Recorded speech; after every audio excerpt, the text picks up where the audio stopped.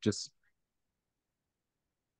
all right. I'm going to go ahead and share my screen and tell you a little bit about me and a little bit about this workshop and what you can expect to learn today. So let me go ahead and get this screen going here. All right, Cindy, if you can give me a thumbs up if you see this blank slide. I do. All right. So this workshop here is called the Marketing Mastermind Workshop. Now, this workshop is based off of what is covered in my book, The Marketing Mastermind.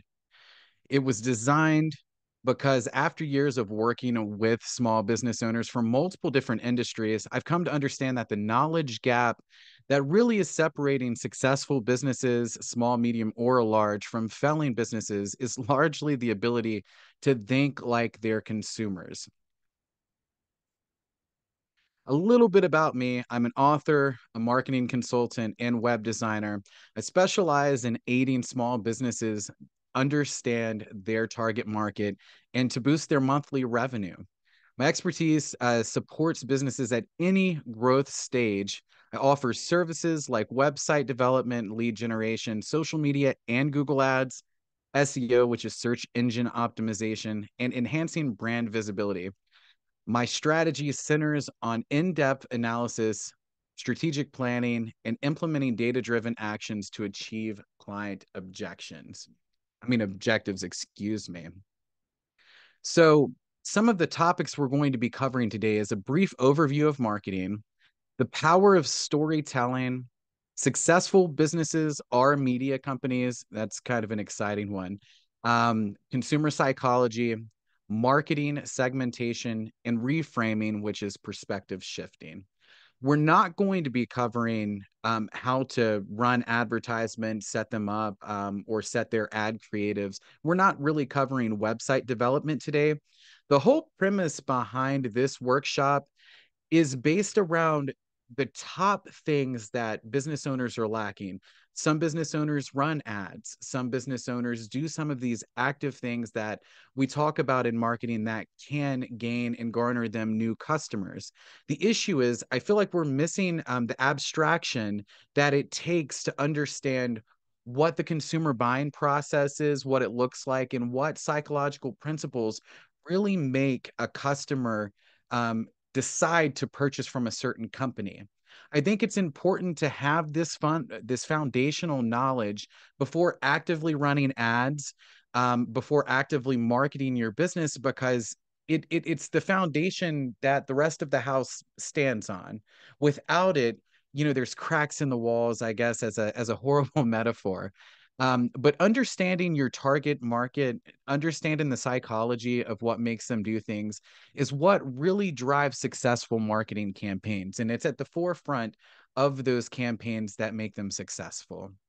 So if you are looking to, understand how to run some basic ads for your business, or how to build a website for your business, I have free courses on the website that have web design or the marketing crash course. I did those for the SBDC as well. So I wanted to leave this resource on the screen for a second. It's www.joshualeebryant.com/free hyphen courses.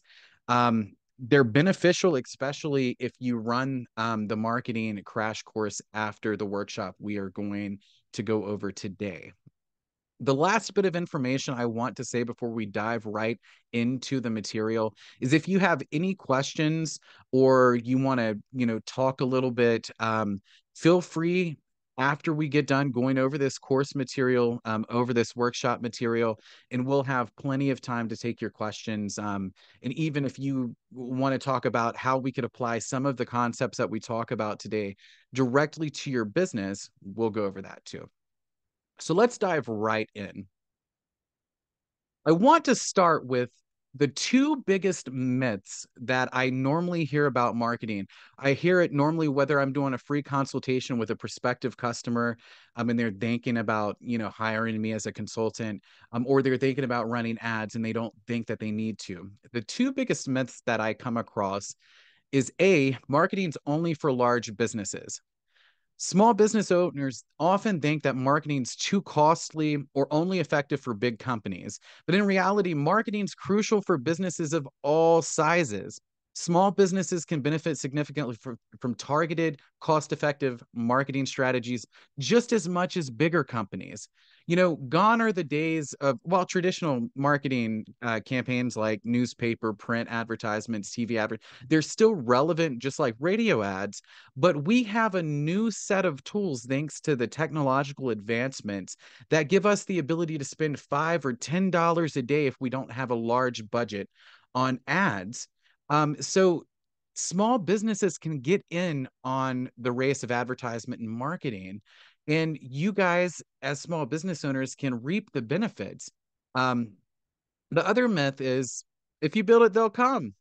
There's a belief and a general consensus that if you have a good product or service, it's going to sell itself without any outside marketing efforts. It's a common pitfall. No matter how excellent your product is, effective marketing is needed to bring it to the attention of potential customers. Now, I mean, if you have a brick and mortar location and you have signage up, that's awesome because people driving by can see that you're a business.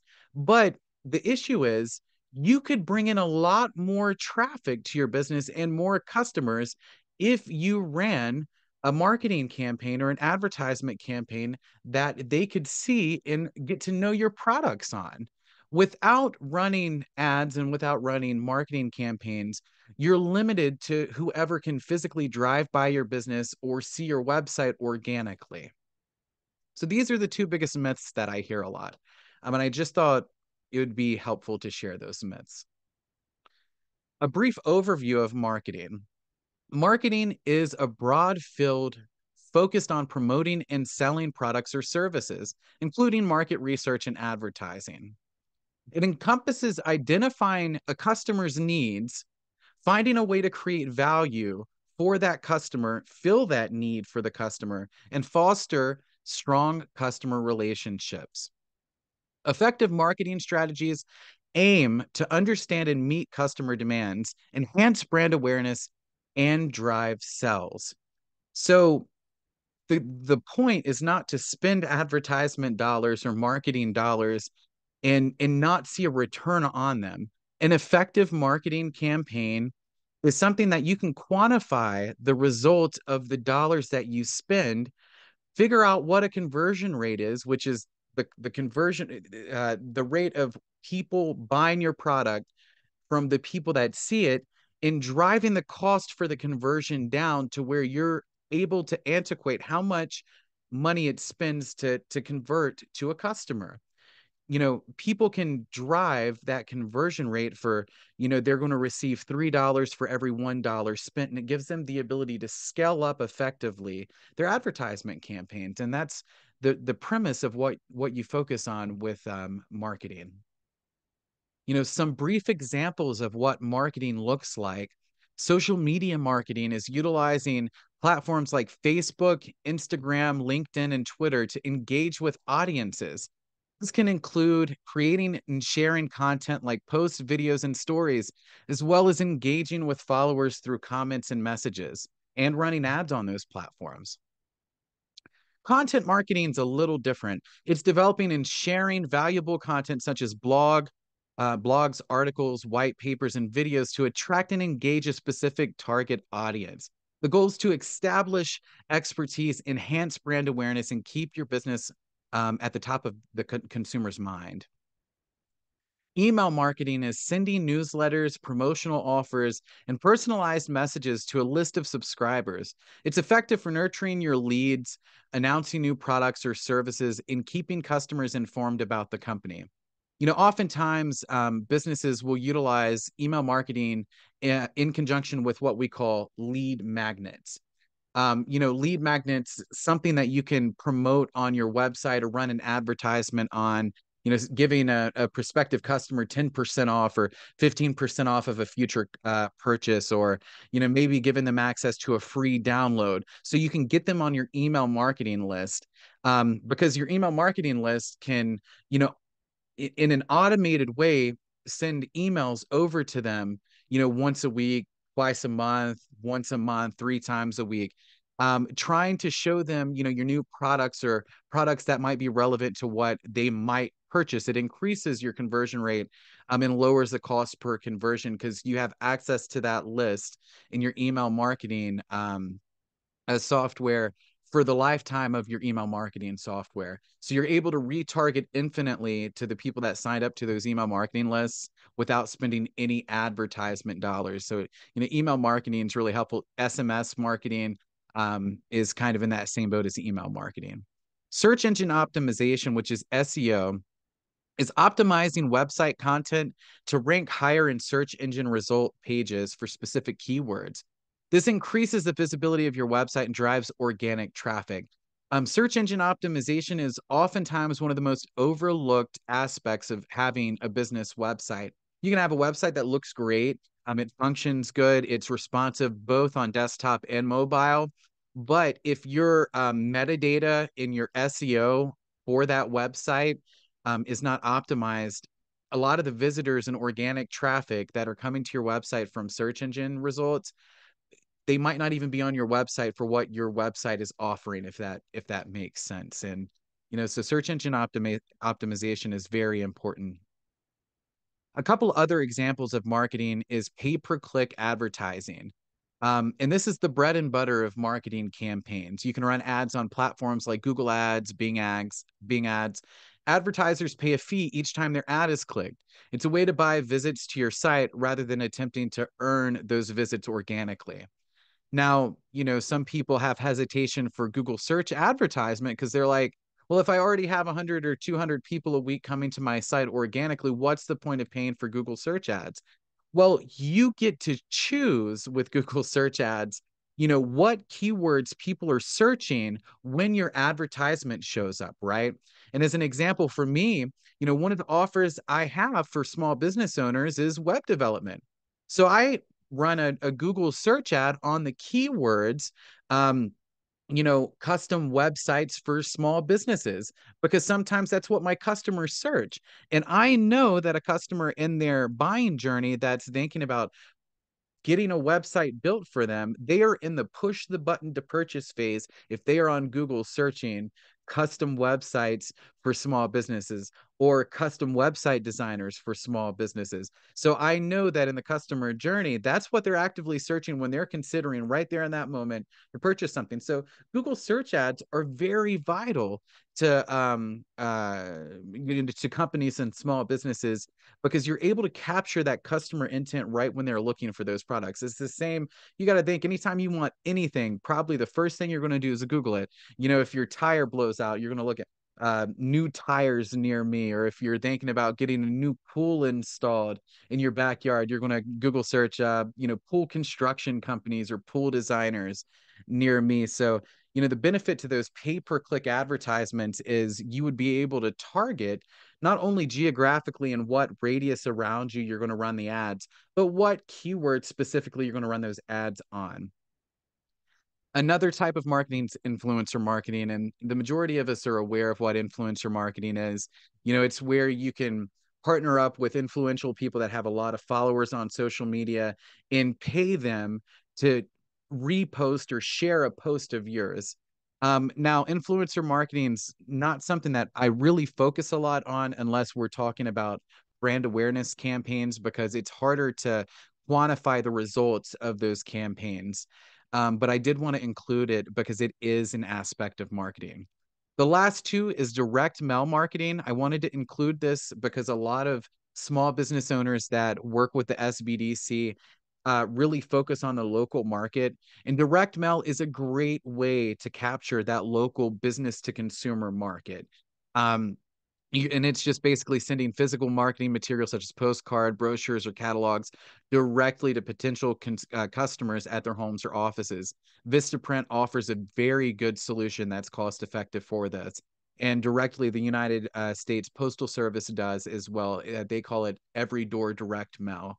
The last type is guerrilla marketing. It's implementing unconventional and creative marketing strategies intended to get maximum results for minimum resources. This often includes public stunts, graffiti, or street art. And a good example is the McDonald's fry box as a crosswalk. I thought it's pretty clever. Um, so those are just a few examples of different types of marketing techniques and strategies. Now, there is a general basic marketing practice that you might want to consider before implementing any type of ads, um, or any ad strategy or any marketing strategy. Because, you know, I say it often that Nike and companies like Google and Apple spend upwards of $50,000 to $100,000 a day in digital advertisements. Some companies spend well over $500,000 a day, and it boggles your mind to hear a figure like that. And it's like, well, how do they do that? It's not because they're just like, okay, so we have this iPhone. Let's take a picture of the iPhone, put it on social media, and run a $50,000 ad on it today. There's a process that they have to go, and there's a process that every marketer has to go into, small businesses need to go into to really consider what they're trying to achieve by an advertisement campaign or a group of advertisement campaigns. And it's to ensure that you achieve a healthy ROI, a return on your investment. Um, and what that looks like is, step one is research. You're going to conduct, market analysis to understand industry trends and competitor strategies. You're going to then identify your target audience, including their needs, preferences, and behaviors. Okay. So I'm going to use a blank example of what this marketing process would look like, starting with research for a made up company. We're going to use a pool design company for this whole process. So what research would look like is we could go to a website like trends.google.com, and we can look at a graph over time what the search volume is for certain keywords. So knowing that this fake company, they build custom pools, let's, on trends.google.com, we would search what keywords like custom pool builders near me looks like, custom pool contractors near me is looking like in search volume, because we want to really identify what people are searching over time, over the previous 6 months to a year, so we could understand if we run an ad on certain keywords, what the outcome in search volume would be. We then need to identify that target audience, including their needs, preferences, and behaviors. So, what would an ideal target audience look like if they were going to buy a custom in-ground pool? Well, we would look at, the comparison of if our offer is what I call a big ask or a little ask. Well, knowing that custom in-ground pools cost upwards of 75 grand to 150 grand, depending on what you're doing, um, it's a very big ask, just like selling a car, just like real estate. It's in that ballpark of, it's a once in a lifetime or twice in a lifetime purchase for most consumers, if that. A little ask is more like a candy bar or an item that's less than $20. Because it doesn't matter that much that you spent the $20. Obviously, there's a deep consideration when you're going to spend anything over a couple $1,000s. And the reason that matters is because it's going to help us identify that target audience. So we know that our target audience is going to be based geographically in neighborhoods that have houses that are more expensive than $400,000. In my mind, that's what it would be. In this situation, it's not so much their needs um, or their preferences that we'll be looking at. It would be their behaviors, whether they like gardening, whether they like home renovation, home improvement, whether they like swimming. So, we would target our ideal audience or demographic based in neighborhoods that have expensive houses, that love outdoor activities, swimming, and making changes to their home. The planning phase is where we define our clear marketing goals and objectives aligned with our business strategy. Here, we're going to develop the marketing strategy that outlines the tactics for reaching the target audience. So at this point, we know what our target audience is. Now we're going to develop a marketing strategy that outlines, the tactics to reach them. So for our example of the pool company, a great way to do this is literally to get on Google Maps, and find wealthy communities. So in Abingdon, Virginia, they have the country club, the Virginian, in between Bristol and Abingdon. So those are communities that fit this criteria. We would look for other communities on Google Maps, to really define those geographic areas that fit what we're looking to market to. And in that radius, we would be able to directly run advertisements to that community on Google, on Facebook, on social media. And we can do that. We could also develop a direct mail campaign utilizing Vistaprint that targets a 1 mile or 3 mile radius, however you want to define it, around whatever geographic area that you want to target. So for us, it seems like a great plan to target our ideal audience that we defined in research would be to target people on Google search that are in that area that are searching key terms about our offer. Also, we don't really have to define the audience past the geographic location on social media. We can just run blast ads in that radius. And for direct mail, we would send a piece of direct mail 3 or 4 times over the course of 2 weeks, um, giving our offer to people that live in those areas. So that's our plan. To implement it is just to execute the marketing plan and using the chosen tactics that we've defined, and monitor that execution closely and adjust the tactics as necessary.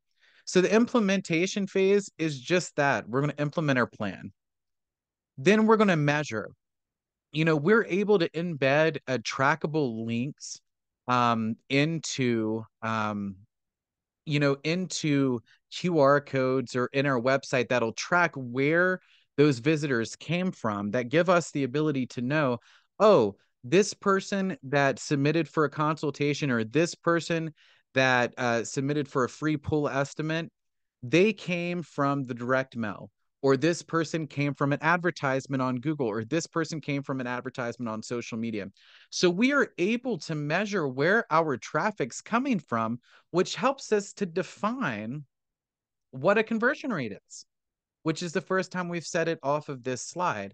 And that conversion cost and the conversion rate's critical, because if we know that we can profit $25,000 to $45,000 for every pool that we build for a customer in this example, and we're spending $300 to get a lead, nurture the lead into becoming a paying customer, then we know if all of our leads are primarily coming from the direct mail campaign and none's coming from our social media or Google campaign, to drop the social media and Google campaigns and scale up our direct mail campaign. And the same vice versa. If they're all coming from Google, we can turn away from all the other things.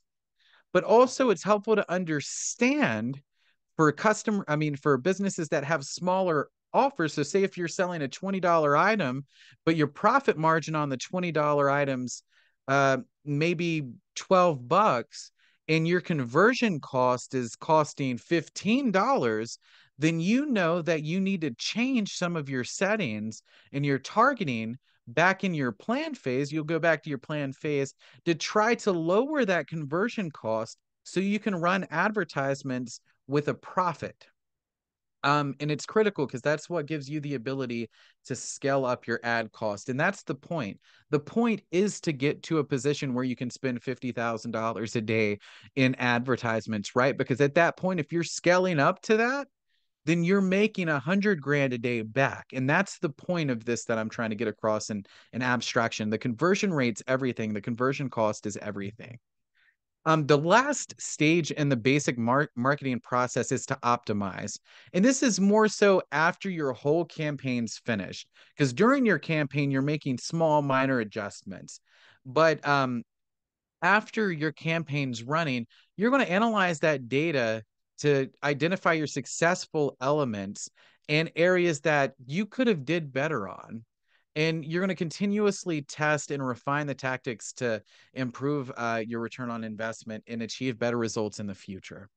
So this slide's a powerful slide because it defines not just it doesn't just go against all the myths before it explains why marketing and advertisement so powerful, because it gives you the ability to see the point of it's to define and understand what your conversion rate and conversion cost is, because then you can turn up your ads as long as they're profitable. And you have a way to push a button and get business because you push that button. You want more business, you turn up the ads. As long as they're profitable, it doesn't matter what you're spending because you know it's profitable. If you're too busy, you turn down the ads. And that's what I do for clients and for myself. It's funny, if I'm too busy, I have to turn them down. If I'm not busy enough, I just simply turn them up. And that's the goal to get to. We're going to move on to the next topic, which is the power of storytelling.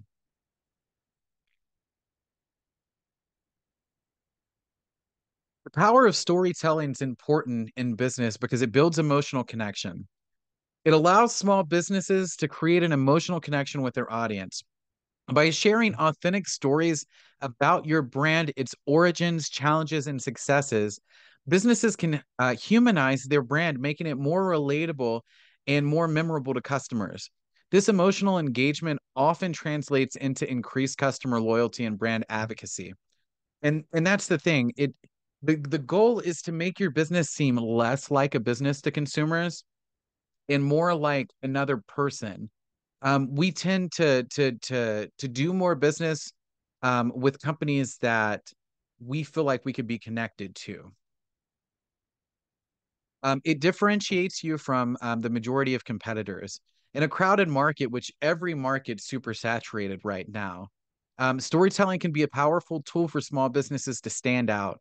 Unique stories that articulate the business's value, mission, and the people behind it help differentiate it from competitors.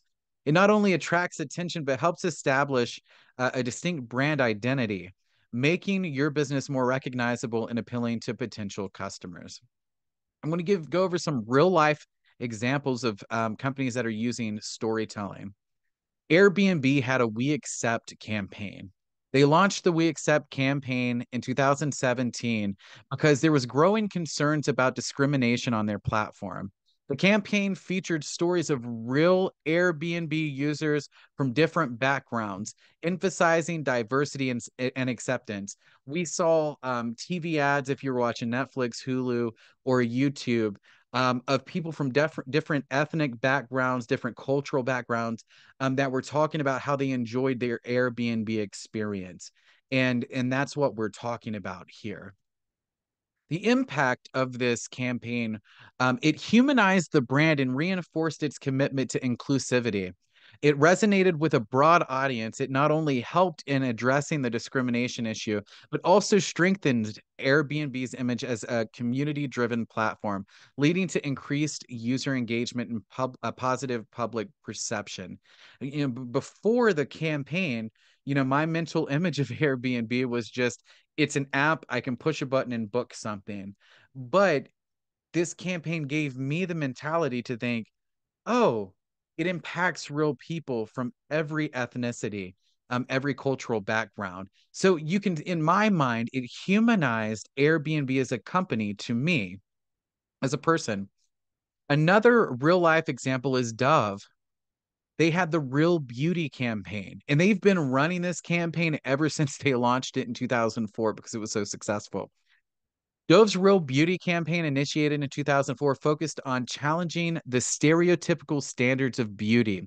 It featured real women of different shapes, sizes, and ethnicities rather than using professional models. The campaign included storytelling elements that shared the personal experiences and self esteem struggles of those women. The impact was this approach revolutionized Dove's brand identity, transforming it from mere soap brand to the champion of women's self-esteem. The authenticity of these stories resonated with women globally, significantly boosting Dove sales and brand loyalty.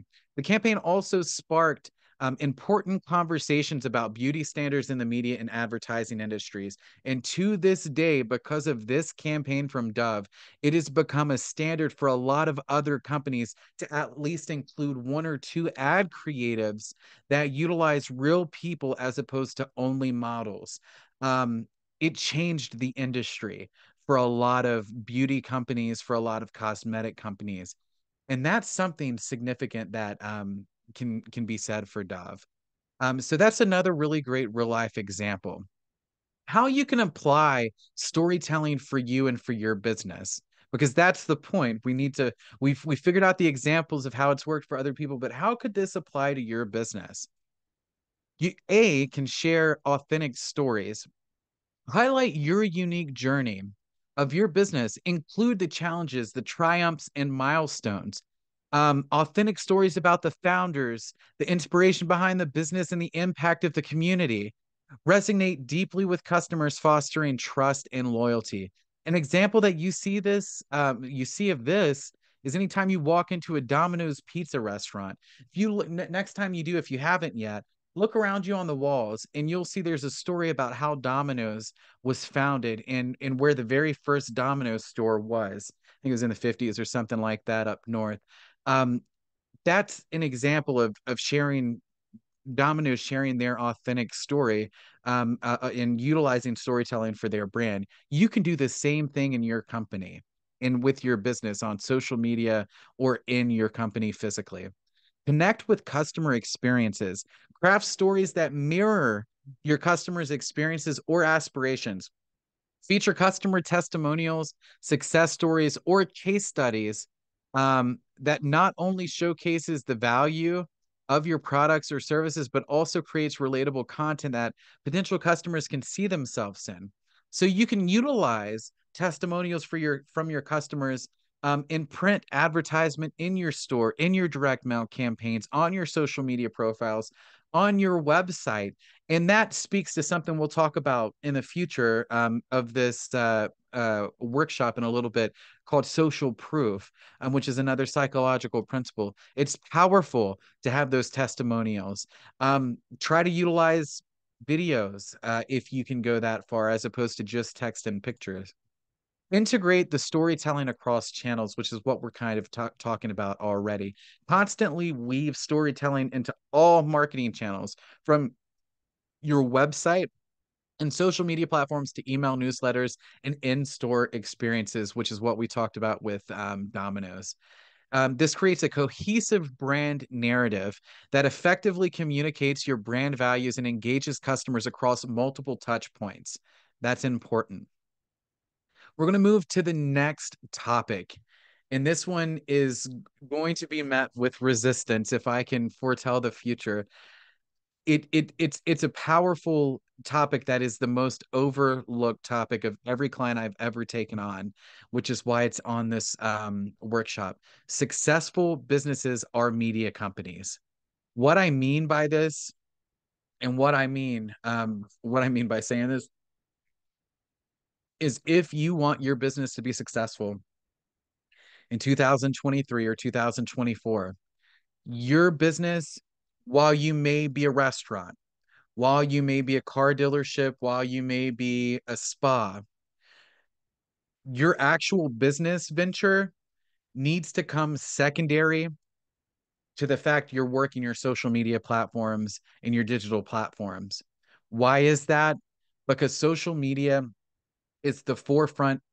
It's in everyone's hand. People spend 8, 9 hours a day on it. The younger generation, even people, whenever they have downtime, even myself, and I'm limited on time, we spend a lot of time on social media. It is a free channel for people to learn about your business. It's free. It is almost more valuable than having a brick and mortar location downtown. Why? Because you can make one post and it gets seen by 10,000 people. In order for 10,000 people to see your physical location, they have to drive by it. Um, so social media is very critical. Creating content is very important, and it needs to be as important as you actually manufacturing the products that you sell or providing the physical services that you do for customers. Social media is the new marketplace. In this digital age, social media platforms have become vital marketplaces where businesses engage with customers. Successful businesses recognize this, treating social media not just as a promotional tool, but as a primary channel for customer interaction, brand storytelling, and real-time market feedback. Also, lead generation should have been included in there, but I left it out. Content is king in customer engagement. High quality, consistent social media content is key to capturing audiences' attention and building brand loyalty. Successful businesses invest in creating relevant, engaging content, understanding that their social media presence can significantly influence customer perception and decision making as it pertains to your business. Now, I know a lot of the hesitation from my clients is we are so covered up with work, we don't have time. There are tools that can save you a lot of time with how much time you need to spend with social media, creating content and everything. And I'm going to go over that in a second. But you need to get into a situation of if you don't have an account on every available social media network out there, you need to create one. It's free. What are you losing if it's free? It's TikTok, it's Instagrams, every single account out there. Even if you don't think your target demographic is on that platform, they're on that platform and you need an account there. I'll quit harping, I promise. Organic traffic from social media platforms is incredibly valuable for small business owners due to some reasons here, and I'm going to explain them. Cost effectiveness.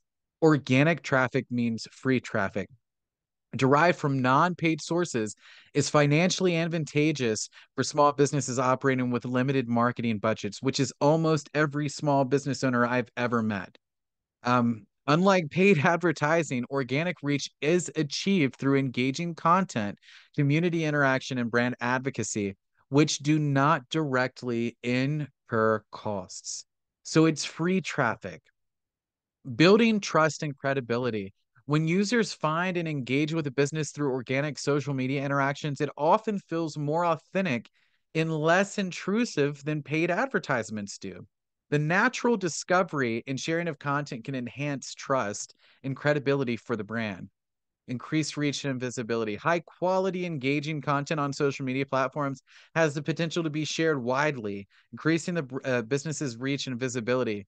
The spread of content can attract new customers and broaden the business's audience base. Valuable insights and feedback. Social media platforms offer a direct line of communication to customers. They can ask small questions without having to get the courage to come to your business or call you. There's a lot of hesitancy behind making those decisions. It's easy to make a comment on a post and ask a question.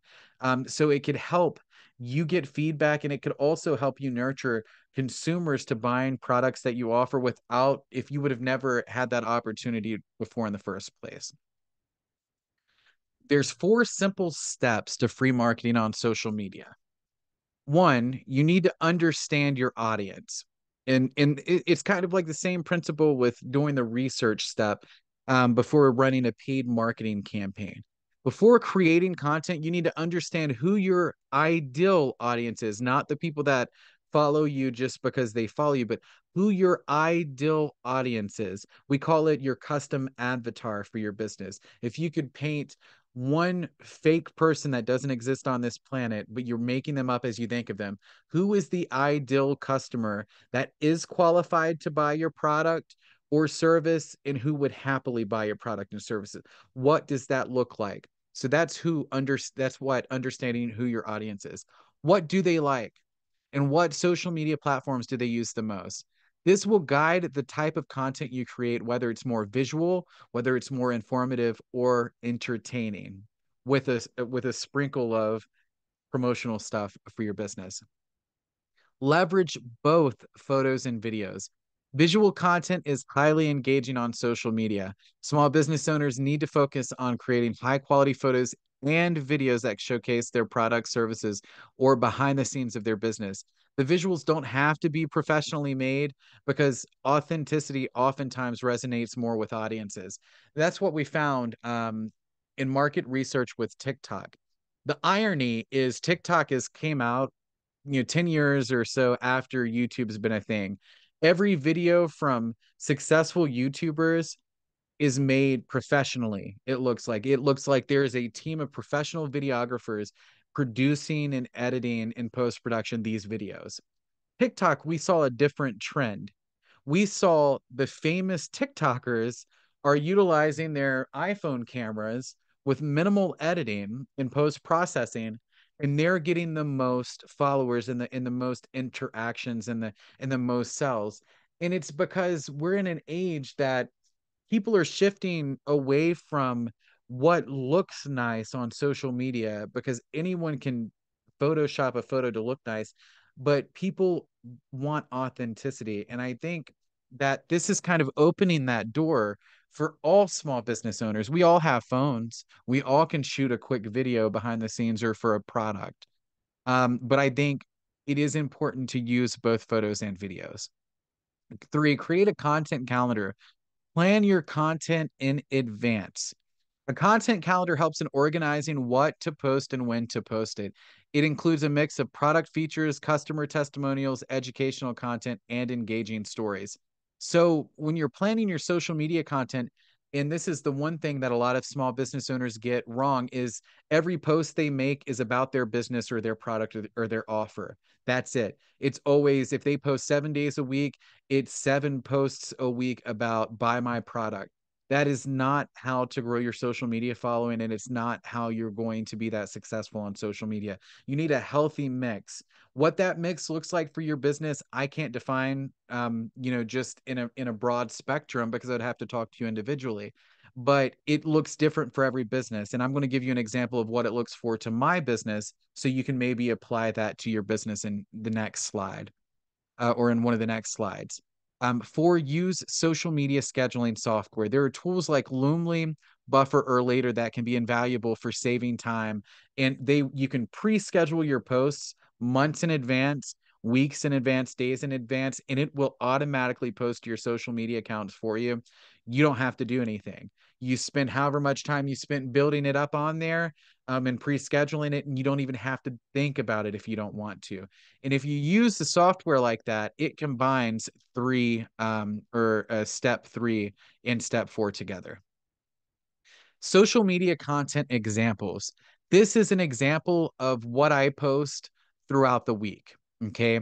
So one of my posts is so let's back up. My ideal avatar, my ideal customer is a small business owner. So all of my content is directed at small business owners.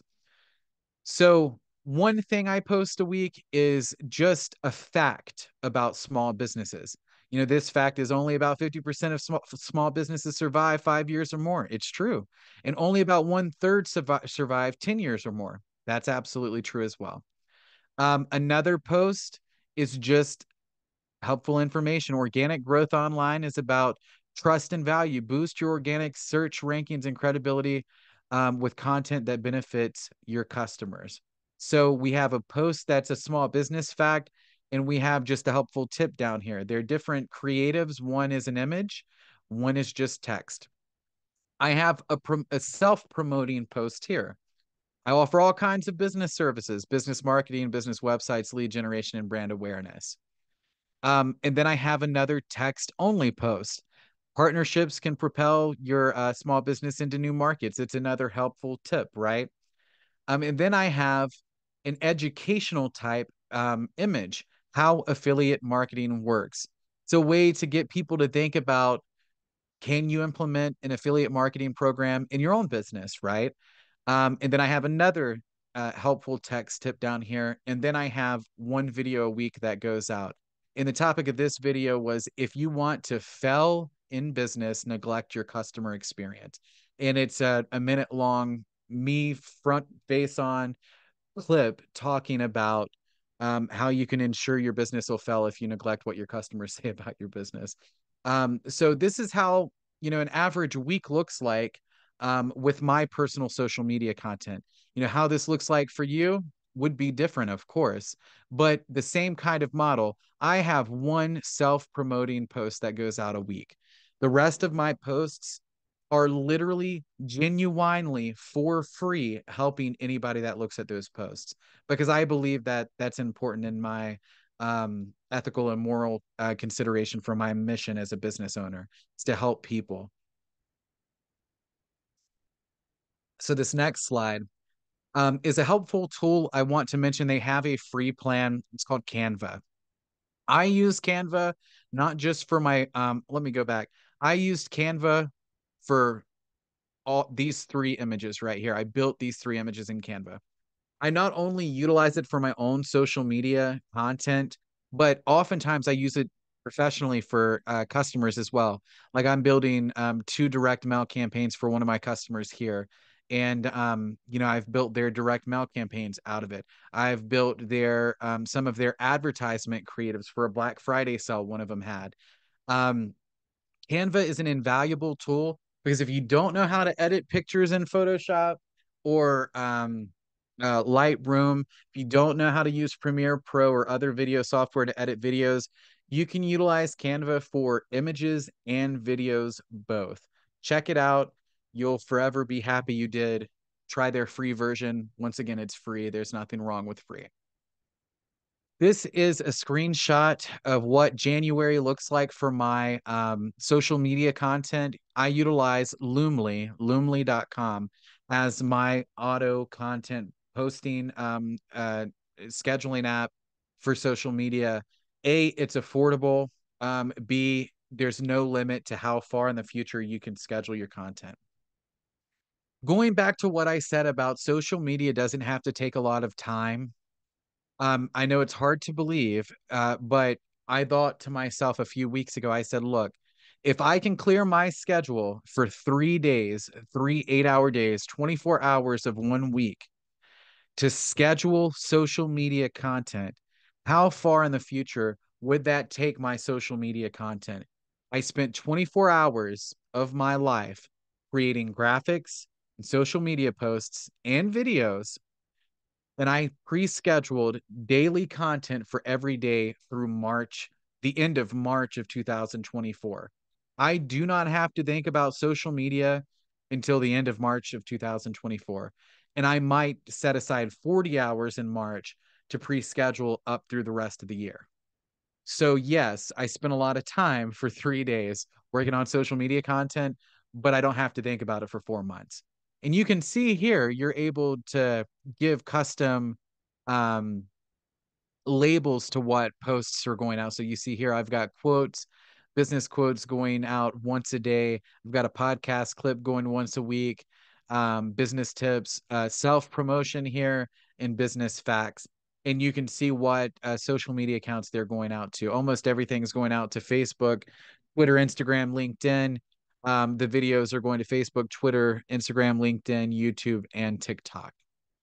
So it's really helpful to see what this looks like, because you could bang this stuff out in a matter of a couple of days. Even if you just did 1 month at a time, if I had did 1 month instead of 4 months ahead, it would have taken me maybe 4 6 hours of one day, and I've got a whole month of content.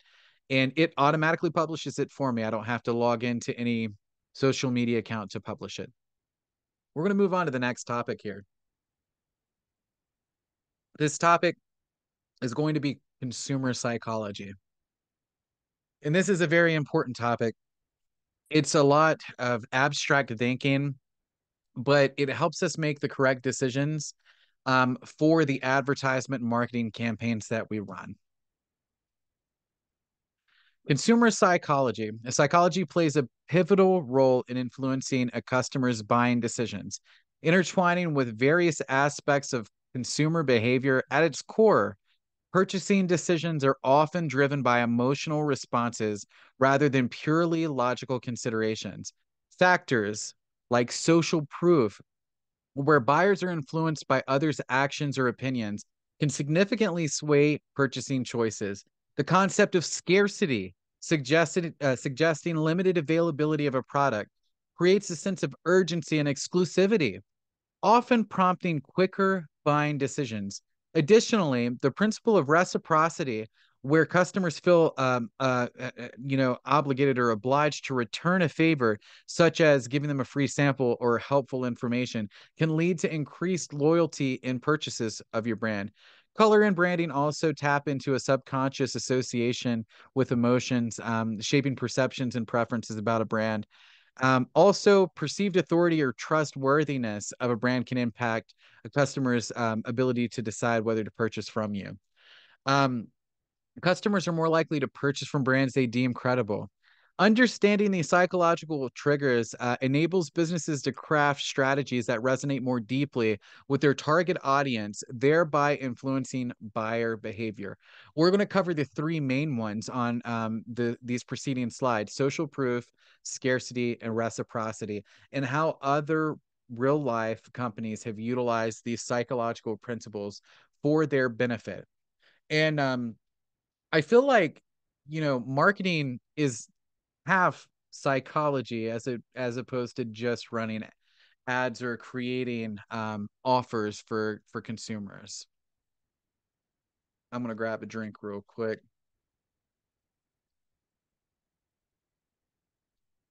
The first real life social proof example we're going to use is TripAdvisor.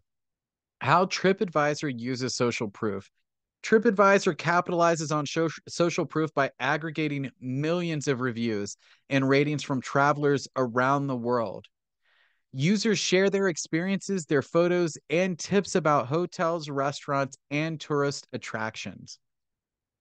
The platform prominently displays those reviews and ratings, allowing potential consumers or customers to see what others have said about a particular service or destination. The sheer volume of user generated content provides a powerful form of social validation. TripAdvisor also awards certificates of excellence, to higher highly rated businesses, further enhancing their influence of social proof.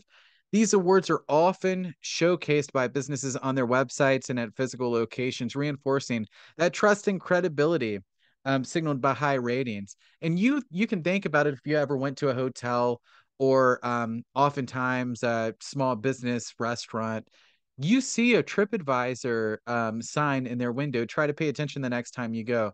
This is those businesses and TripAdvisor utilizing that social proof for credibility.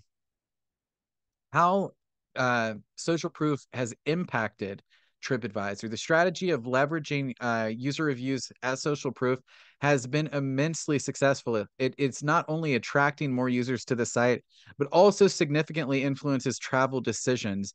Many travelers rely on TripAdvisor ratings and reviews as a trusted source of information when planning trips.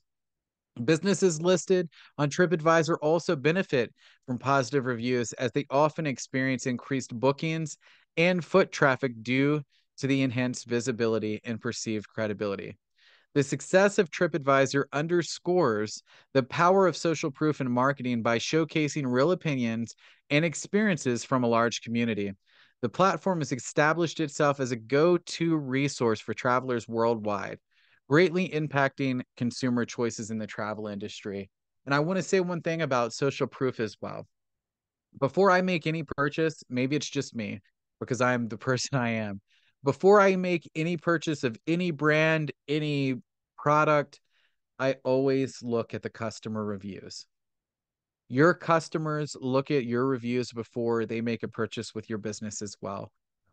There's a thing called reputation management. Marketers offer it to their clients, but you guys can, work on reputation management by yourself, just knowing that terminology.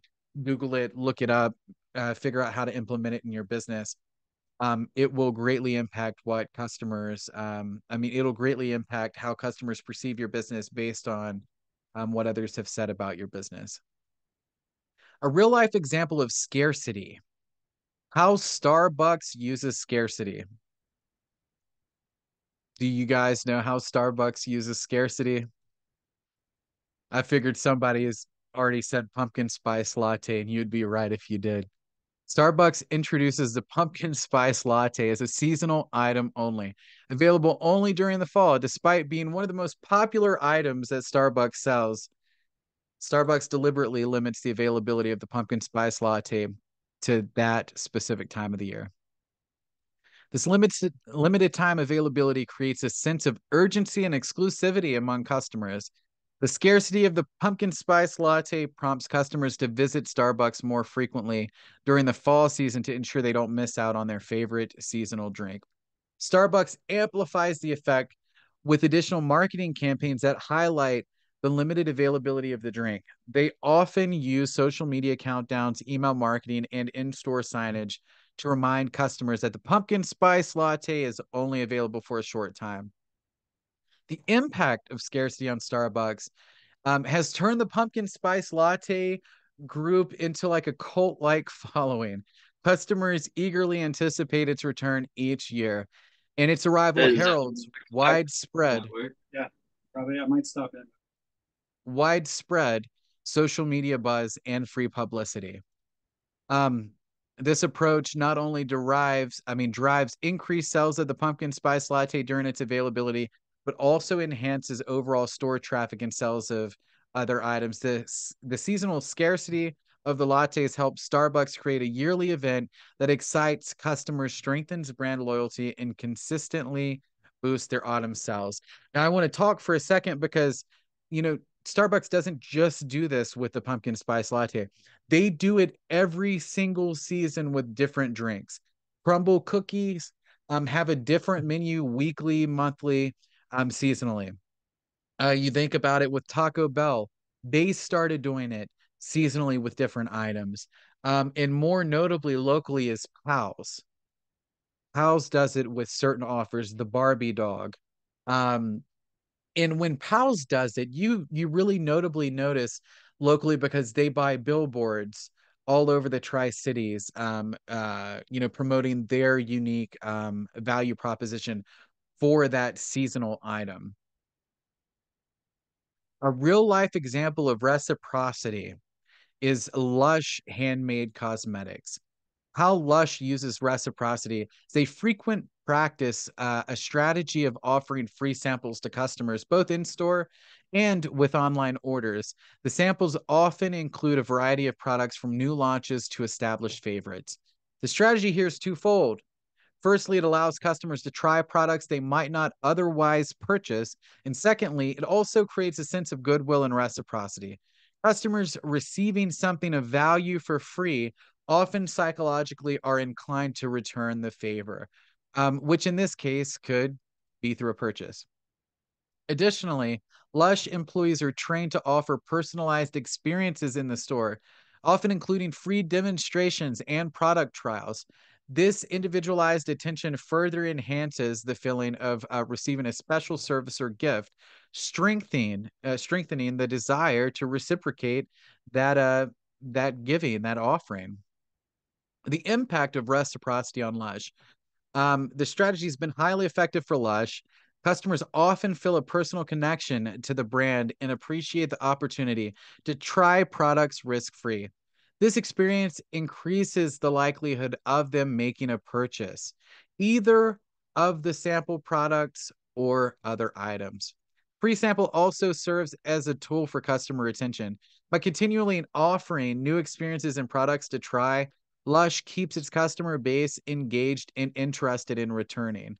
Just with them giving out free samples with online orders, that's that example. This principle of reciprocity combined with Lush's commitment to ethical sourcing and natural ingredients has helped the company build a strong and loyal customer base. This approach has not only boosted sales, but also enhanced Lush's brand image as a customer-centric and generous company. Next, we're going to briefly cover marketing segmentation. Marketing segmentation is immensely beneficial for small businesses, offering a strategic approach to reach and engage with the right audience. We kind of touched on this earlier a little bit. You divide the market as a whole into smaller segments based on criteria like demographics, psychographics, behaviors, and or geographic locations.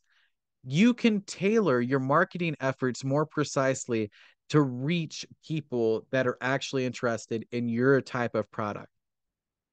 The targeting approach ensures that your marketing messages and campaigns are relevant to the specific needs, preferences, and pain point for each segment, leading to more effective communication and a higher return on investment, lower conversion cost. Additionally, segmentation helps businesses allocate their often limited resources more efficiently, focusing on the segments most likely to convert into loyal customers.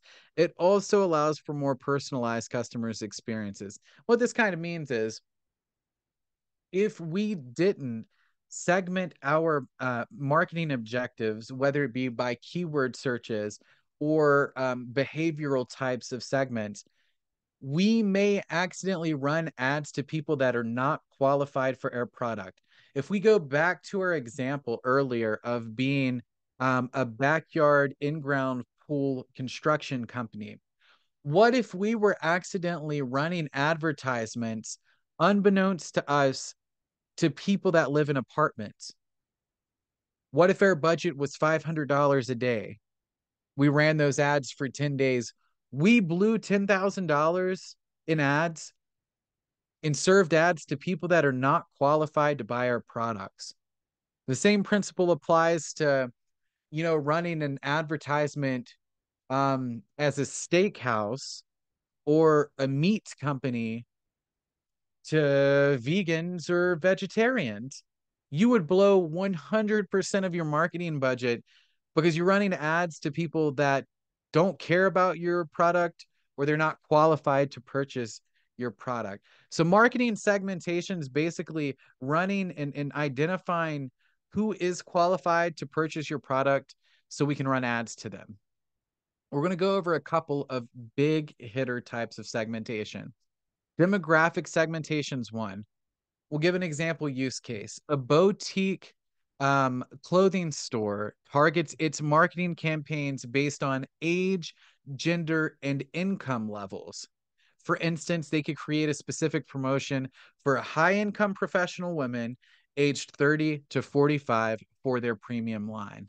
And it makes sense as to why, right? If they're an expensive clothing company that only sells women's products and they're going to target people for their premium line, that's who you would target. The application would be a tailored email marketing campaigns, targeted social media ads, and exclusive events for the specific demographic groups. Um, an example of geographic segmentation we covered a little bit earlier with their example use case on the basic marketing process is a local bakery utilizing geographic segmentation to market special items or discounts to customers living within a certain radius, promoting convenience and local appeal. So if they were running an ad to people in a 5-mile radius to their bakery, it would make sense why they would do that. The application would be localized Google Ads, community events, sponsorships, and direct mail campaigns within the neighborhood. Now, if we pause for a second and say, well, why didn't they also target people that have certain behaviors? Well, bakeries sell items for less than about generally less than $5 an item. Some items, whole cakes can be $30 or $40, but the general gist of what they're selling is less than 5 items. So it's a very low ask. It's a compulsive purchase. Even if on my agenda today, I wasn't thinking about buying dream cake from Blackbird Bakery in Bristol, I guarantee you $100 right now. If I would have gotten served with a direct advertisement through mail, or if I would have gotten hit from a social media ad and they got an up close and personal macro shot of the way that chocolate dream cake looks, I'd be driving from Kingsport to Bristol to buy me some dream cake from Blackbird. And it's because it's a compulsive purchase. It's emotional, right? It's not a big ask. So that's why, geographic segmentation would matter more for this use case. I bet you if I was still living in Bristol, shoot, you could just probably send me a text about there's a special on dream cakes and I would have walked to the Blackbird Bakery. I'll quit with it. But you get what I'm saying. Psychographic segmentation. A use case would be a fitness center dividing its audience based on lifestyle and interests, such as offering yoga classes for those interested in wellness and high intensity interval training for fitness enthusiasts. The application would be creating content like blogs or social media posts that cater to each interest group and hosting events or classes that align with those lifestyles. There's also behavioral segmentation. And behavioral segmentation is pretty powerful in certain types of ad creatives. Social media is the biggest. An online bookstore would be a use case, segmenting its customers based on their purchase history and browsing behavior, recommending books in genres that they frequently explore.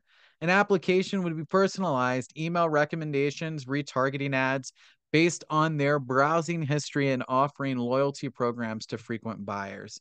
You're able to implement what's called a Facebook pixel or Google Analytics tracker on your website to where Google, Facebook, and Instagram, because Instagram's part of Facebook now, can see what customers are doing on your website, so you're able to then serve them ads based on what they've done on on your website.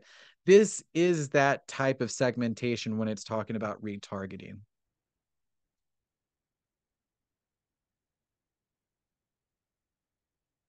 I'm going to briefly talk about the top advertisement platforms that allow different types of marketing segmentation. Google ads are ideal for geographic, demographic, and behavioral segmentation. It allows for you to target based on location, search history, website behavior, and more. Most powerfully, keywords.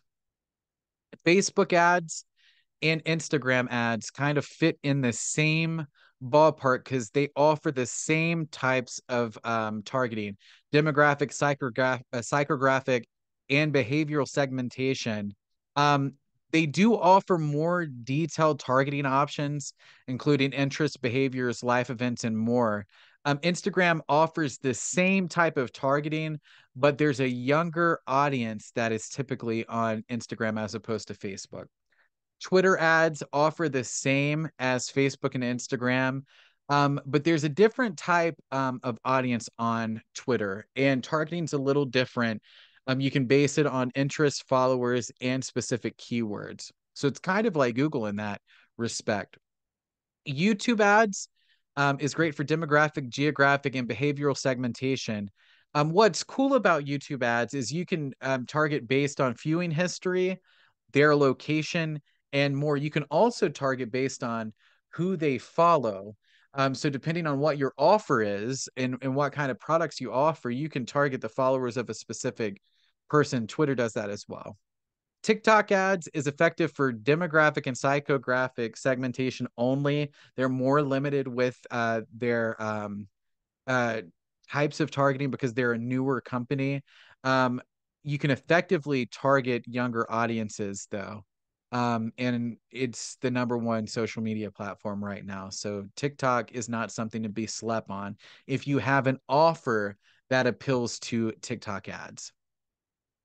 The last topic that we're going to cover before we break out into, a Q&A is reframing, and that's perspective shifting.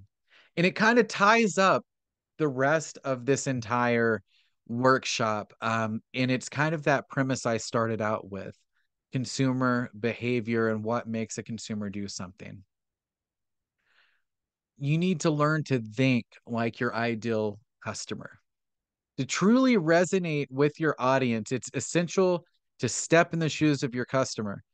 Delve deep into understanding their needs, their desires, their pain points, and what drives their decision-making processes. Consider the factors that influence their lifestyle choices and preferences. By doing this, you'll increase your conversion rates and sales. It's so important to understand what your customer would feel like looking at your website, walking into your business. What do they think about when they look at your product? And it's hard for us as business owners to try to rip out all the industry knowledge we have about our specific industry to be able to speak our customers' language. You know, I can't really give an example without, calling out a client or a specific client I have in regards to that. I'll give an example from me. How about that?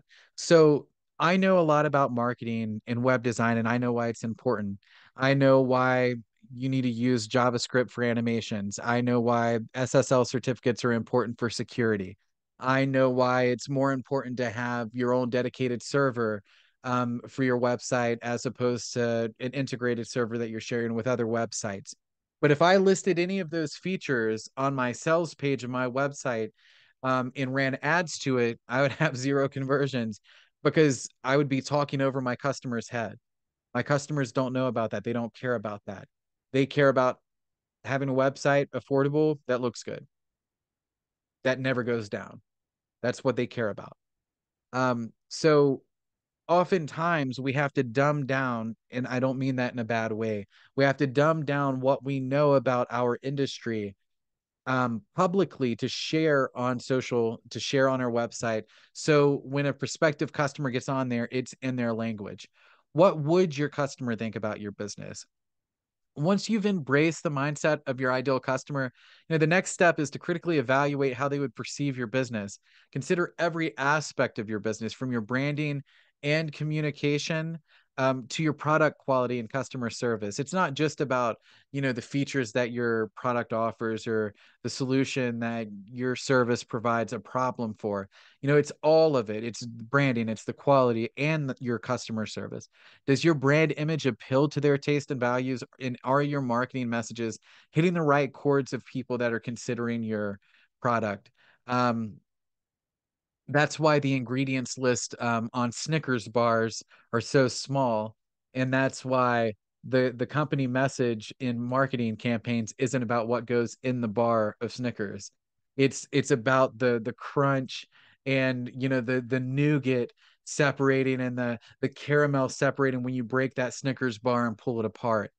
Because they know as soon as a potential consumer sees an advertisement with the way that chocolate looks like up close, they're going to buy it. It doesn't matter. It doesn't matter what additives are in the food at McDonald's. When you see that advertisement of the steaming fries, you are going to think about fries for the next couple of hours unless you're just way more self-trained than I am. Because as soon as I see an advertisement like that, I'm gone. I'm in the car going to McDonald's.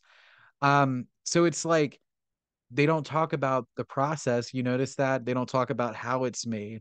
They don't talk about what's in it, right? They talk more about they share more about how it looks, what can capture that emotional response from the consumer.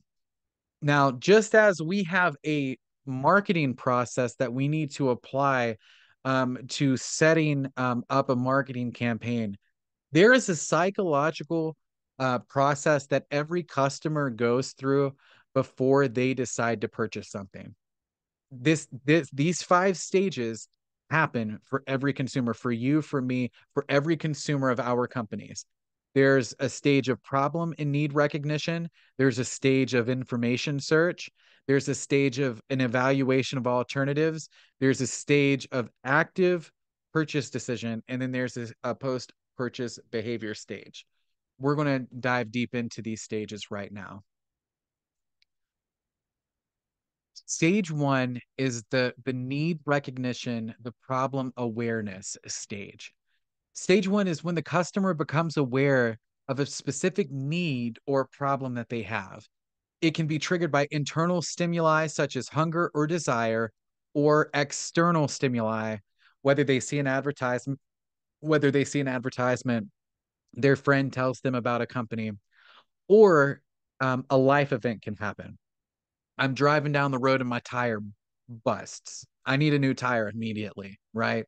Um, so internal stimuli or external stimuli. Stage one is the need recognition. That's all that happens in stage one. They realize there's a need. Okay. Stage two, they do an information search. It's where the customer actively seeks information to solve their need or problem. Stage two is where it becomes so aware that Google advertisements based on keyword search is so important. Because the number one place everyone I know does their information searching, minus Chat GPT and AI nowadays, is Google. The customer actively seeks that information to solve their need or problem.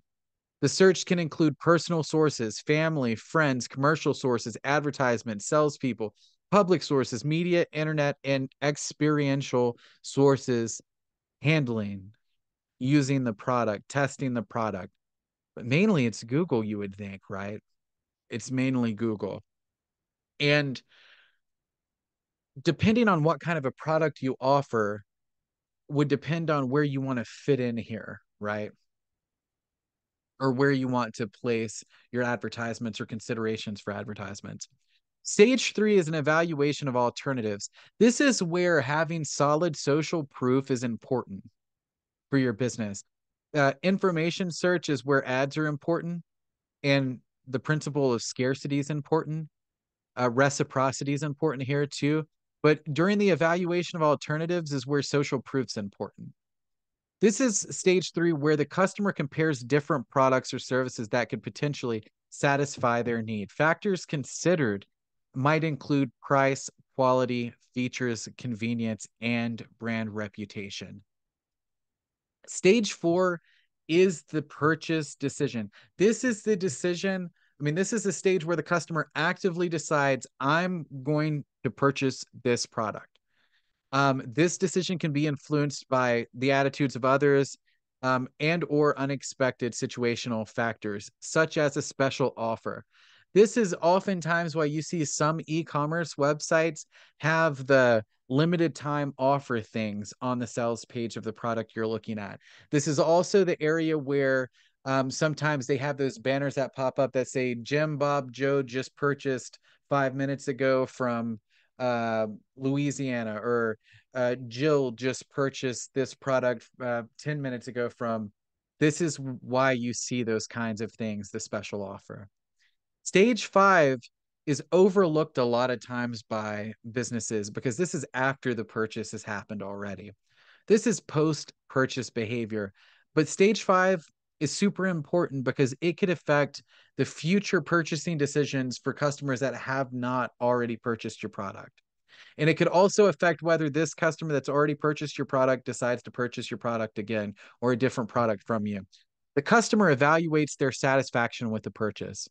This also influences whether they return the product, right? Whether they leave you a good or bad review publicly, whether they share your company by word of mouth with other people.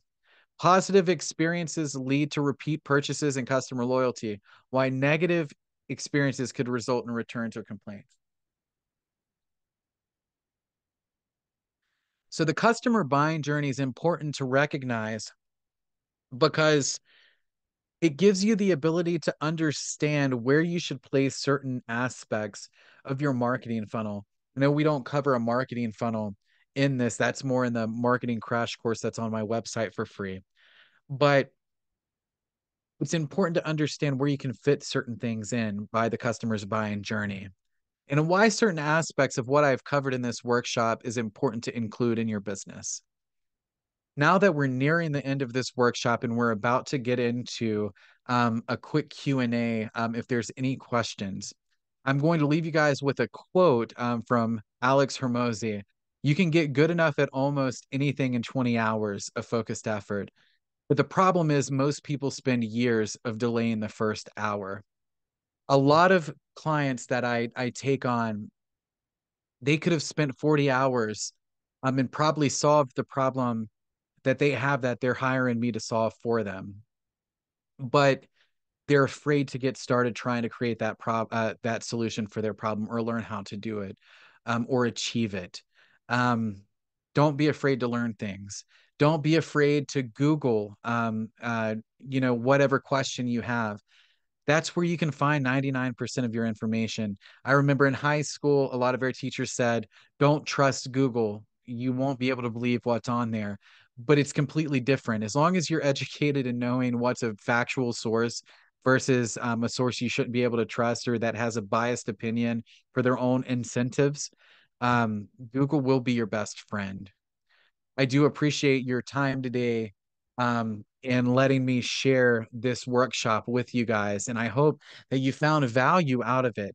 I hope that it helped you to understand some of the abstract concepts that are often most times overlooked because we're so focused in our day-to-day operations or client fulfillment. But those abstract concepts can really help us to garner new clients, and it can help shape a successful marketing campaign or advertisement campaign for us in the future. With that, I'll turn this back over to Cindy for a second. And I'm going to stick around to answer any questions or comments you guys may have as it pertains to anything we've covered here today. Thank you so much for your time.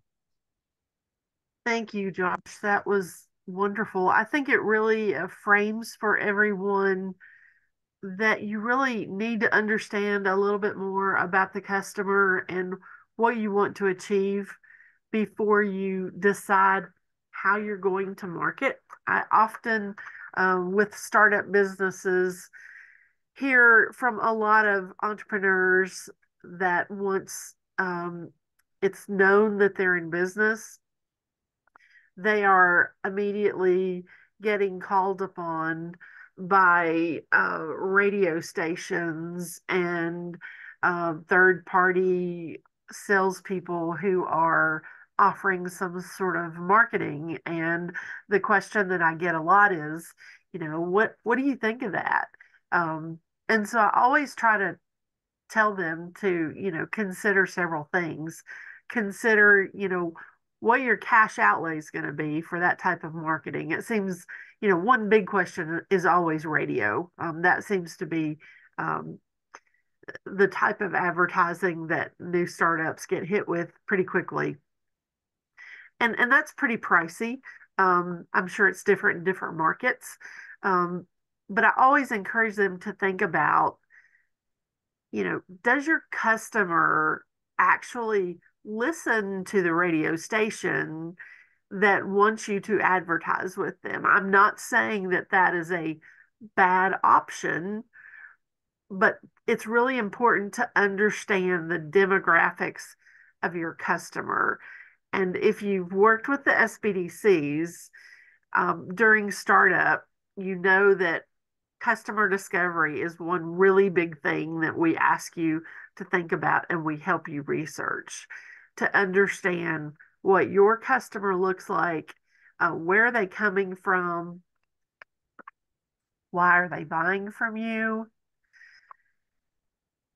And that really helps you. I think if you understand your product and you understand who's going to buy your product, then it helps lead you to the best type of marketing to get your product correctly marketed to that customer segment.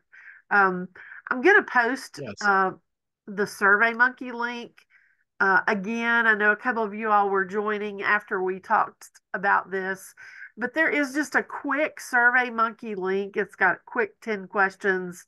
Really, you can just kind of go through and type in one word or click a choice, if you wouldn't mind, real quickly, just to take that short survey. It helps us know just a little bit more about your business as we finish the workshop today, and then want to reach back out to you just to see if you have further questions or if there are things that we can assist you with. I know some of you are joining from other areas and work with other SBDCs, but we do work as a state team much more now than ever before, and are happy to help you in any way. I did ask you all in the chat just to let me know, were you a startup, growth, or expansion company? I was just really curious about that. So that's something else that you can type in the chat to me if you don't mind. I always think that's really interesting as we're looking at effective marketing strategy for you. Josh, any Yes. any thoughts on that? I mean, how Yeah, with a 100%. client that you approach that, if they are, and I defined startup as 0 to 1 year and established as 2 to Sure. 3, and then anything over 3 as more of a growth stage business. Sure. So would you just kind of address how you approach that differently if you're working with those different clients? Yes, absolutely. And it kind of ties with piggybacking off of what you were saying about, the plethora of calls that a lot of companies get when they first start up, from radio companies and stuff. There is kind of a guideline I go through. It's not based on how long a company's been in business. It's more so how much can you afford a day for a budget for marketing, of how I would define how we're going to spend marketing dollars. From $0 to about $50 a day, I am 100% focused on conversion based campaigns. And what that means is your only objective for those advertisement strategies and marketing strategies is to convert visitors from the traffic that are seeing your ads into paid customers. That's 100% my focus. If you have $0 to $50 a day available for ad spend, that's what we focus on. If you have from $50 to $100 a day in ad spend, then I focus on a combination of a conversion based ad creatives along with engagement based ad creatives. And engagement, really the principle of engagement ads is to get people to publicly engage with your company, comment, share, like your post, follow you on your social media platform, because that also builds social validation, social proof, which builds more perceived trust with your company. From anything over $100 a day you have in ad spend available, that's when we start adding brand awareness ads into the mix. Brand awareness type ads are radio ads, TV ads, local newspaper ads, local billboard ads. And the reason why is because there's a point where you can saturate your available market local to you that's willing to purchase your type of products in your industry. For that example I gave back in the workshop, for like the backyard pool construction company, if their service area is a city that only has 100,000 residents in it, it would be safe to assume that only maybe 10,000 of the residents are even qualified to purchase their product, right? And if only 10,000 people are qualified to purchase their product, it's probably likely to say only maybe 1,000 would consider purchasing their product if they're really, really, really lucky, right? So after you run your conversion ads through saturation, which would designate a certain dollar amount. This dollar amount was figured for our area, knowing what our population is in our area. There's about 500,000 people that live in the Tri-Cities. I know there's other people in other areas in Virginia, and it's safe to assume, right around the same ballpark. There's just not a point in wasting money in brand awareness. And I'm not saying brand awareness is a waste of money. It is, unless you've fulfilled certain other advertisement objectives. And that first objective is a healthy conversion rate, so you can return a great return on your investment in marketing dollars. It's scary because a lot of small businesses fall victim to those people that call them and get set up with brand awareness ads first. And that's what leads them to one of those myths that I talked about early in that workshop was it marketing doesn't work for my company. And it's because you've probably been scammed out of those marketing dollars by someone that's not educated to run proper campaigns. So I hope that answers that question you had mentioned a little bit, Miss Cindy. Yeah, and a couple more things I wanted to come back to that you mentioned, Josh. You mentioned early on, knowing your customer, which is really important. You mentioned email marketing.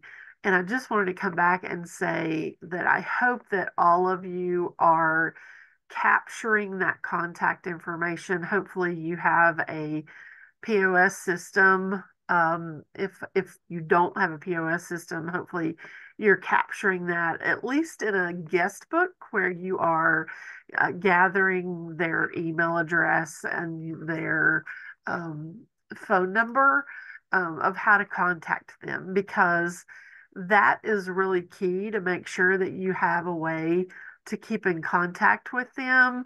Um, you know, just let them know you're thinking about them, even if you're not sending them any type of a promotional. Again, that kind of establishes a relationship.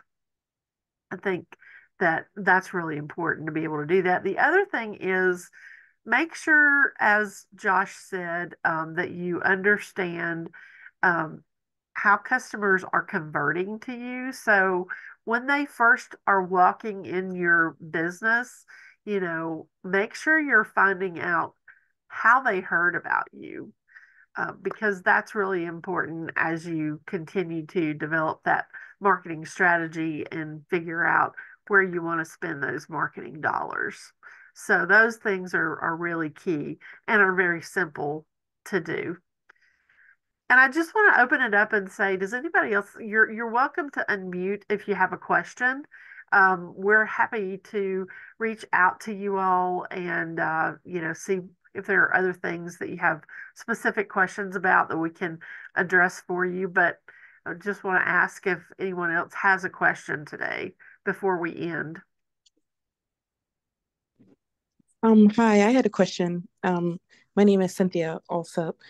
For Joshua, so I think what has held me back in the past about creating content is just being overwhelmed. Even I wanted to give you a shocked face when I heard that you spent 24 hours creating like 3 or 4 months worth of content. And so I was wondering if you had any suggestions as far as someone like me who's just starting out. I've literally posted nothing to no platform. So my Instagram profile right now is blank. So would you suggest maybe like starting off with 1 or 2 posts a week? And if that's the case, that equates to maybe spending 4 to 8 hours initially creating like 1 month of content and then building upon that. 100%. And I'm actually going back in here to show you something that, um, if you have a second, I'm going back to that slide. Here we go. I'm going to share my screen real quick because I want to show you how I attacked it. Because I got overwhelmed as well. And that's actually what prompted me. Can you guys see my screen back to the calendar? Yes. Mm-hmm. Okay. Okay. So the reason I did that a couple of weeks ago was because I was in the same boat as you. I was actually on the everyday trying to keep up with the posting, um, some significant piece of content every day. And there's weeks where my workload gets so heavy, I don't know my name or what day we're on. And I'm sure everyone shares that same sentiment. So when I approached this, notice how on these days or on this calendar, you see Friday for every day of the month, it's just quotes. And then Thursday, every day of the month, it's self promo. The same for the majority of these. Some of these ran out for 1 month and I went on for the next month. But you notice how it follows that same kind of pattern. All I did was I made a to-do list, like I have a list right here. I use index cards for everything in my life, for to-do lists to keep me on track so I don't get overwhelmed. I made a list and I said, I made different bullet points and I said quotes, biz tips, promo, biz facts, and podcast clips. This is how it applied to my business. Your business would be different. And then I just worked on one at a time. So I actually worked on all Mondays at a time for quotes only. I took a break. I ate me a honey bun. I came back and then I worked on all Tuesdays for quotes. Um, every day of just Tuesdays every day every week, through March. And then I came back and I worked on biz tips, or promo for every Thursday of every week. So I didn't get overwhelmed and I had one objective. I went into Canva and I knew I was going to design. I batch it out. So, I did 12 quotes.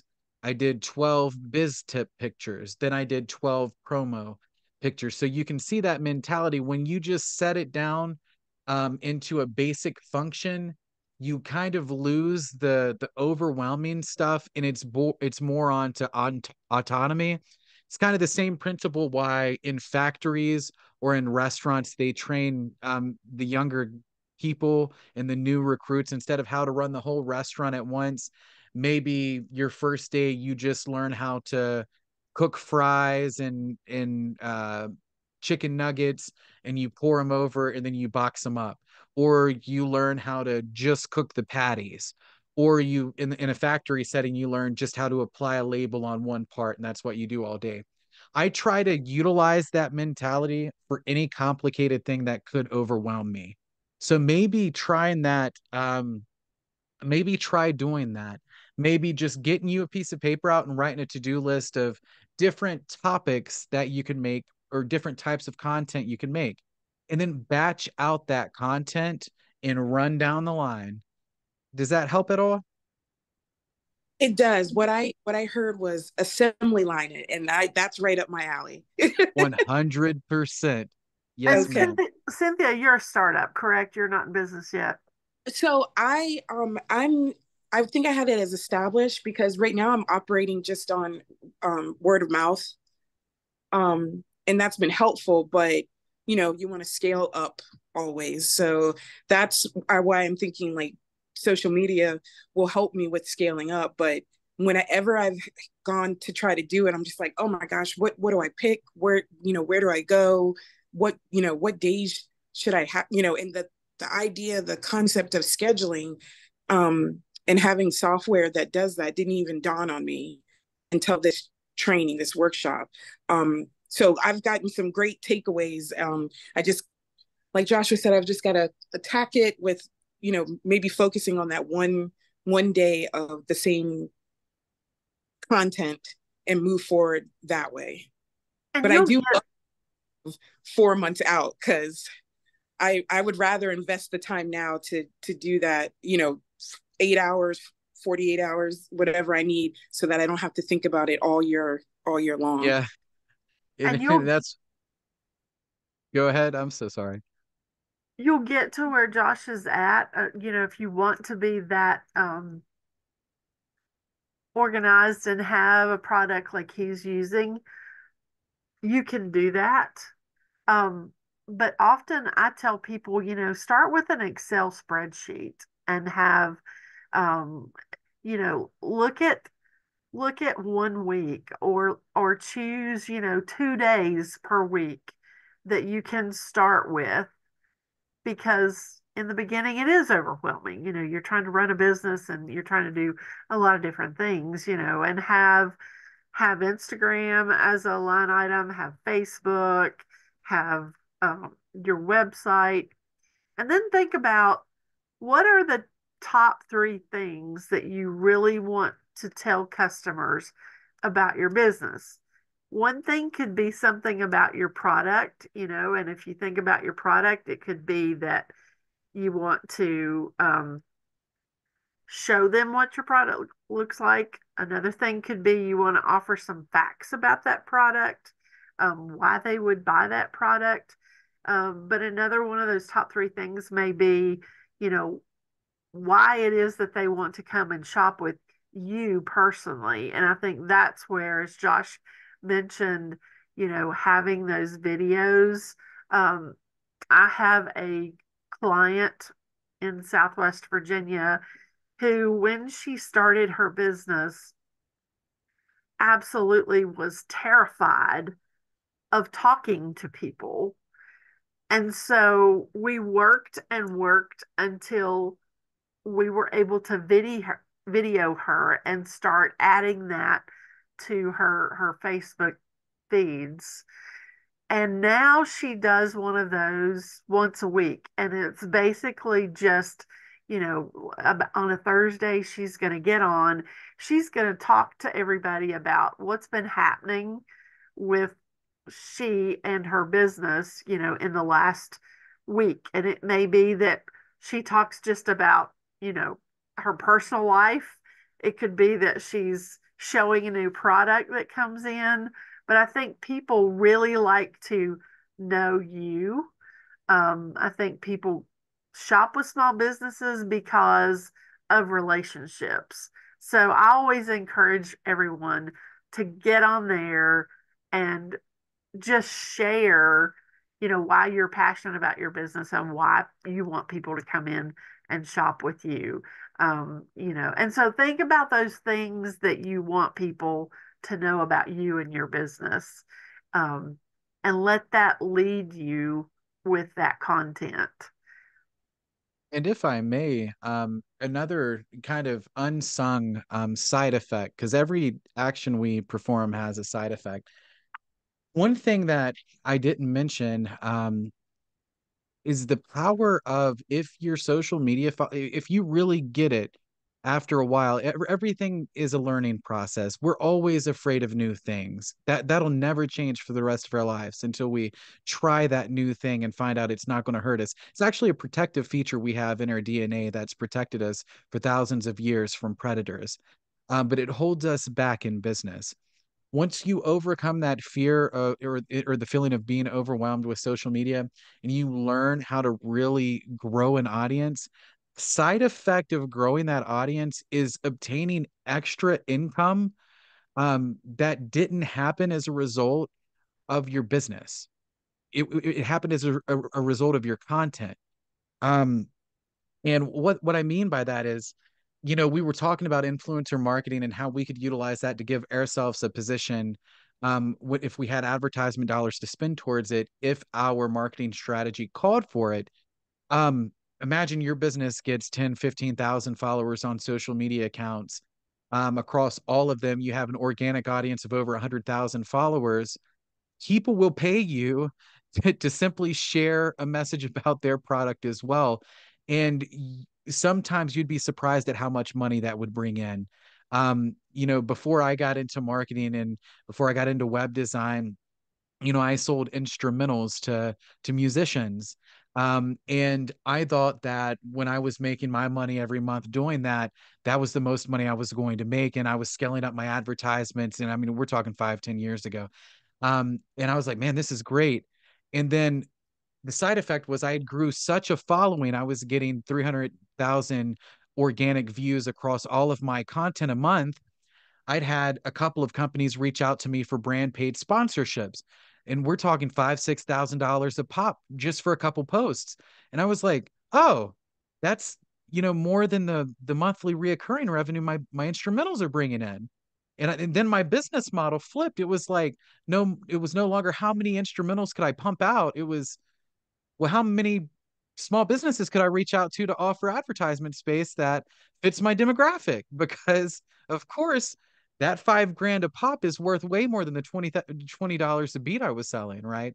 So think about the side effects of growing your social media following. And also, Facebook will pay you, along with Instagram will pay you, and Twitter, which is X now, and TikTok will pay you to run advertisements from their platform on your content after you reach a certain amount of follower base. And we call that mailbox money in my industry. It's, insignificant. We don't bet the business on it, but in some months it can be ridiculously very lucrative. One month it was a $16,000 check.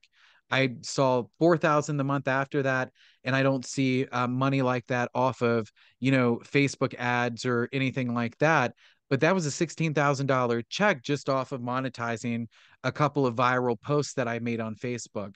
So sometimes we don't think about the additional revenue that social media can bring in away from our business, aside from the main point of having our business listed.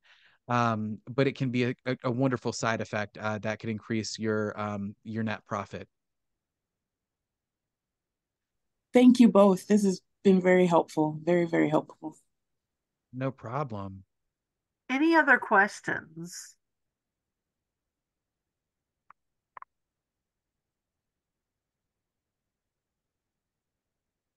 As most of you know, you probably will get a follow-up survey that comes through our system, and that's just a requirement from the Small Business Administration as we produce these trainings, we will send an evaluation to you. If you wouldn't mind to take that, we would appreciate it. And looks like that I have a question, and that is from, is it Nageti? Yes, it is. Thank All you, right. Cindy. I just wanted to make sure that you got my name. Yes, I did. Thank you so much. No problem. Thank you. It was a Any- very insightful meeting, webinar. Thank you. Any other questions today before we You're wrap it very up? welcome.